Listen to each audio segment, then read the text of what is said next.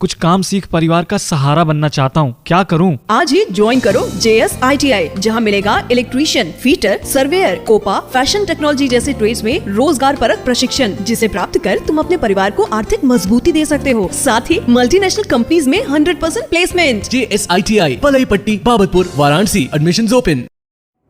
Good afternoon friends, मैं सुरेश सिंह आपका JS ITI के ऑनलाइन वीडियो चैनल पे आपका स्वागत करता हूं। आज हमारा जो सेशन है वो अलजेब्रा फर्स्ट ईयर के लिए, और आज हम कोशिश करेंगे कि हमारा जो पूरा चैप्टर है जो कि पिछले 4 वीडियो के थ्रू मैंने पढ़ाया है, और आज लास्ट वीडियो है जिसमें मैं आज पूरा का पूरा चैप्टर कंप्लीट कर दूंगा। इसके साथ ही इसके बाद का जो सेशन होगा वो हमारा क्वेश्चंस का सेशन होगा। तो आइए देखते हैं आज क्या पढ़ना है हमें। आप जानते हैं कि इससे पहले हमने आपको जो व्यंजक है उसके बारे में बताया था, और आज हमको पढ़ना है सिर्फ और सिर्फ समीकरण। तो देखिए क्या होता है समीकरण।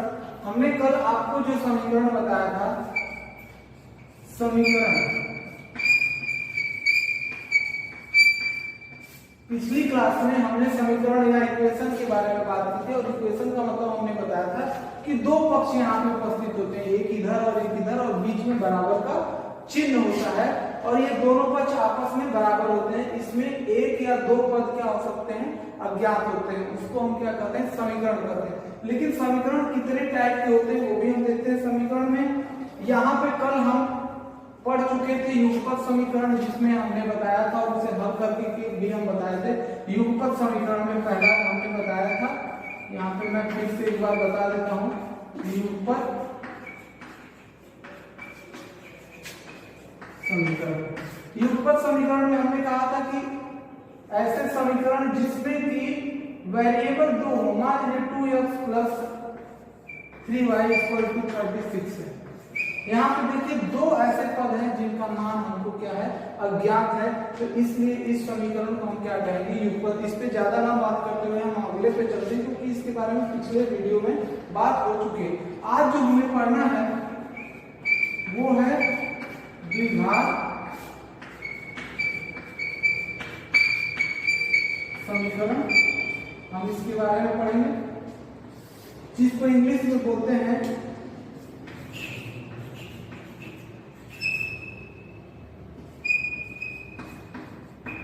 Quadratic equation. ठीक है, इसे हम इंग्लिश में क्वाड्रेटिक इक्वेशन कहते हैं, हिंदी में इसे द्विघात समीकरण कहा जाता है। और लास्ट में कुछ हम चर्चा करेंगे बीजगणितीय सूत्र के बारे में। किसके बारे में, बीजगणितीय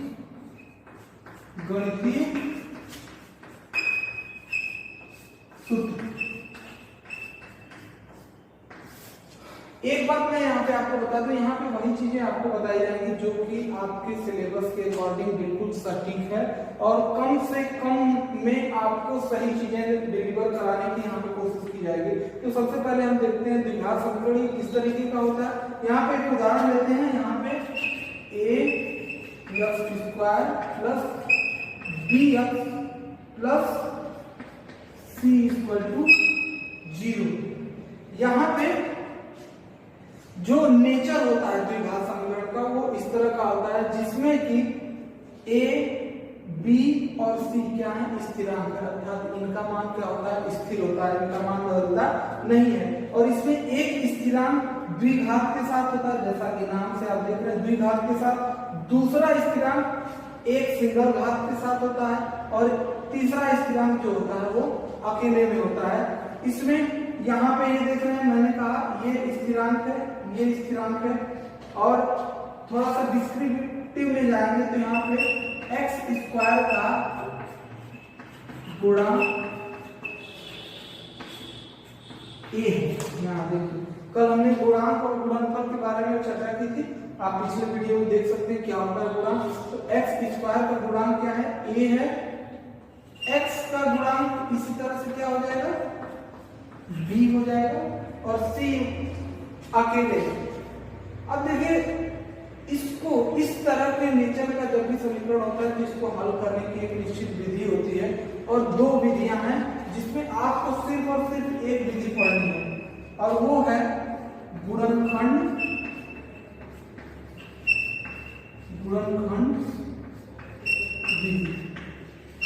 यहाँ पे मैं आपको एक उदाहरण से समझाऊंगा, नहीं समझ में आएगा तो घबराएंगे नहीं, आप मुझसे क्वेरी कर सकते हैं, मैं फिर से आपको, वो मेरी जिम्मेदारी है मुझे कैसे समझाना है।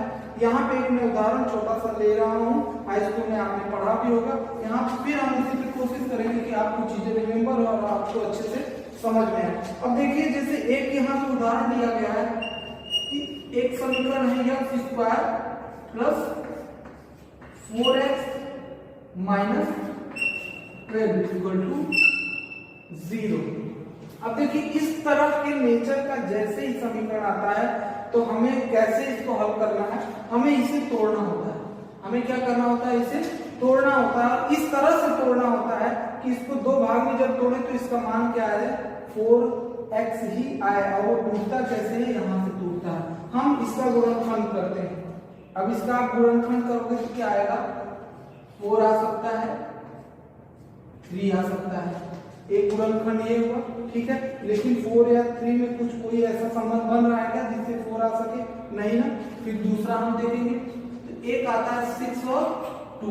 अब देखिए यहाँ पे 6 में 2 का जब आप मल्टीप्लाई करोगे तो कितना आएगा, 12 आएगा। जब 12 आएगा तो आप देख रहे हो अगर 6 में से 2 को माइनस कर दिया जाए तो 4 भी आएगा। तो इस तरीके से आपने क्या करना है, इसका गुणनखंड करना है, और गुणनखंड करके ये जांच करना है कि ऐसा क्या करें कि उसका जो प्रोडक्ट हमें मिले वो 4x या जो भी यहाँ पे होगा उसके रिलेटिव आएगा। तो हम चलते हैं, देखते हैं यहाँ पे हमने क्या लिखा, x स्क्वायर प्लस, अब देखिए प्लस है 6x अधिक है माइनस 2x कर दिया। अब देखिए इसको आप ऐसे ही कर लो, 4x है माइनस 12 जस्ट की तस्वीर, यहाँ पे 0।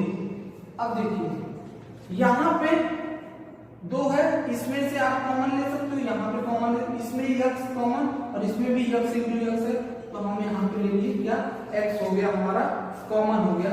और यहाँ पे जैसे ही x हुआ कॉमन तो x प्लस 6, यहाँ पे वैसे ही हमने लिया कॉमन तो यहाँ 2 और x प्लस 6 इक्वल टू 0।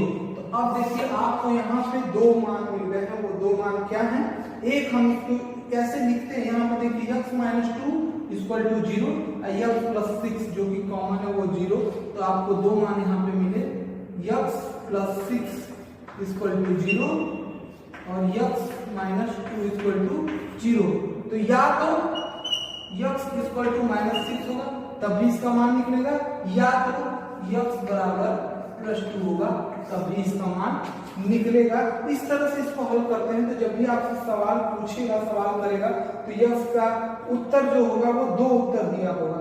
और ये आपको क्लियर तब होगा जब हम आपको ग्रुप में क्वेश्चंस भेजते हैं PDF के थ्रू, और जब आप उसको हल करोगे तब आपको चीजें क्लियर होगी कि आपने पढ़ तो लिया लेकिन क्वेश्चन कैसे पूछे जाते हैं। तो इसे आई होप कि आपको समझ में आया होगा, नहीं भी आया होगा तो अगर आपको नहीं समझ में आता है तो आप जरूर क्वेरी करें, हमसे पूछें कि अगली जो चीज है, एक हमने कहा कि आज टॉपिक पूरा करेंगे, तो अगली जो चीज है वो सारे समीकरण हैं जिसको बीजगणितीय सूत्र के रूप में आपको यहाँ पे दिया गया है। देखते हैं वो क्या क्या है। पहला यहाँ पे जो सूत्र है जो इंपॉर्टेंट है वो आपको ध्यान देना है, a प्लस बी का whole square equal to a square plus b square plus 2ab। दूसरा a माइनस b का whole square a square plus b square minus 2ab। तीसरा जो है वो a square minus b square equal to a plus b a minus b। और चौथा है a plus b का cube equal to a cube plus b cube plus 3ab और a plus b। इसी तरह माइनस में भी चलते हैं, a माइनस b का cube equal to a cube minus b cube minus 3ab और a माइनस b। ठीक है, ये कुछ सूत्र हैं जो आपके इस चैप्टर के हिसाब से बहुत ही जरूरी है, तो वो हमने बता दिया। आप चाहें तो इस वीडियो को पॉज करके लेकिन इन सूत्रों को जो है जरूर ही लिख लीजिएगा। बाकी जो चीजें हैं आज की वो मैंने यहाँ पे कवर अप करवा दी है। साथ में अगर आपको पूरा का पूरा चैप्टर देखना है तो पिछला वीडियो जरूर देखिएगा। चैनल से जल्दी प्लेलिस्ट भी क्रिएट कर दी जाएगी, तो आपको सारे के सारे वीडियो एक जगह मिल जाएंगे, खोजना नहीं पड़ेगा। साथ में एक गुजारिश मैं ये करूंगा, अगर आपको समझ में आ रहा है और आप चाहते हो कि अधिक से अधिक आपके और जो दोस्त हैं वो लाभ ले सके, तो आप इस चैनल को शेयर जरूर करिएगा।